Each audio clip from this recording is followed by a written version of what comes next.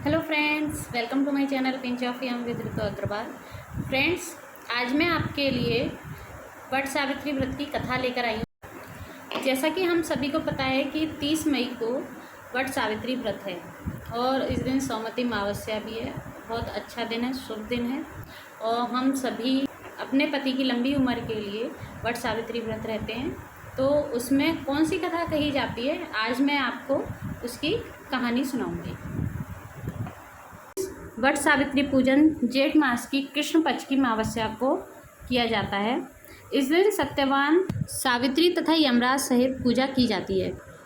इसका व्रत हम अटल सौभाग्य के लिए करते हैं। तो आइए अब मैं आपको इसकी कथा सुनाती हूँ। मद्र देश के राजा अश्वपति के पुत्री रूप में सर्वगुण संपन्न सावित्री का जन्म हुआ। राजकन्या ने दुमितसेन के पुत्र सत्यवान की कीर्ति सुनकर उन्हें पति रूप में वरण कर लिया। इधर ये बात जब ऋषिराज नारद को ज्ञात हुई तो वे अश्वपति से जाकर कहने लगे, आपकी कन्या ने वर खोजने में निसंदेह भारी भूल की है।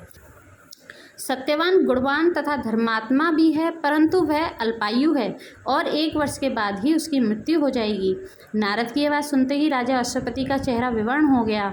वृथा न हो ही देव ऋषि वाणी, ऐसा विचार करके उन्होंने अपनी पुत्री को समझाया कि ऐसे अल्पायु व्यक्ति के साथ विवाह करना उचित नहीं, इसलिए कोई अन्य वर चुन लो। इस पर सावित्री बोली, पिताजी, आर्य कन्याएं अपना पति एक बार ही वरण करती हैं। राजा एक बार आज्ञा देता है, पंडित एक बार ही प्रतिज्ञा करते हैं तथा कन्यादान भी एक बार ही किया जाता है। अब चाहे जो भी हो, मैं सत्यवान को ही वर रूप में स्वीकार करूंगी।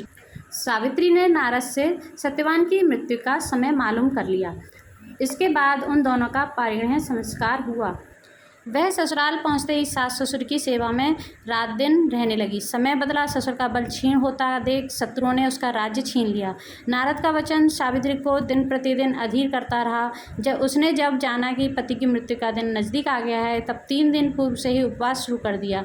नारद द्वारा कथित निश्चित तिथि पर पितरों का पूजन किया। नित्य की भांति उस दिन भी सत्यवान अपने समय पर लकड़ी काटने के लिए जब चला तो सावित्री भी सास ससुर की आज्ञा से चलने को तैयार हो गई। सत्यवान वन में पहुंचकर लकड़ी काटने के लिए वृक्ष पर चढ़ गया। वृक्ष पर चढ़ते ही सत्यवान के सिर में असहनीय पीड़ा होने लगी। वह व्याकुल हो गया और वृक्ष के ऊपर से नीचे उतर आया। सावित्री अपना भविष्य समझ गई तथा अपनी जांघों पर सत्यवान को लिटा लिया। उसी समय दक्षिण दिशा से अत्यंत प्रभावशाली महिषारूढ़ यमराज को आते देखा। धर्मराज सत्यवान के जीप को जब लेकर चल दिए तो सावित्री उनके पीछे पीछे चल दी। पहले तो यमराज ने उसे दैवी विधान सुनाया, परंतु उसकी निष्ठा देखकर वर मांगने को कहा। सावित्री बोली, मेरे सास ससुर वनवासी तथा अंधे हैं, उन्हें आप दिव्य ज्योति प्रदान करें। यमराज ने कहा, ऐसा ही होगा, अब लौट जाओ। इस यमराज की बात सुनकर उसने कहा, भगवान, मुझे अपने पतिदेव के पीछे पीछे चलने में कोई परेशानी नहीं है। पति अनुगमन मेरा कर्तव्य है। यह सुनकर उन्होंने फिर से वर मांगने को कहा। सावित्री बोली, हमारे सास ससुर दुमितसेन का राज छिन गया है, उसे वे पुनः प्राप्त करें और तथा धर्मपरायण हों। यमराज ने यह भी वर दे दिया और लौट जाने को कहा, परंतु उसने पीछा न छोड़ा।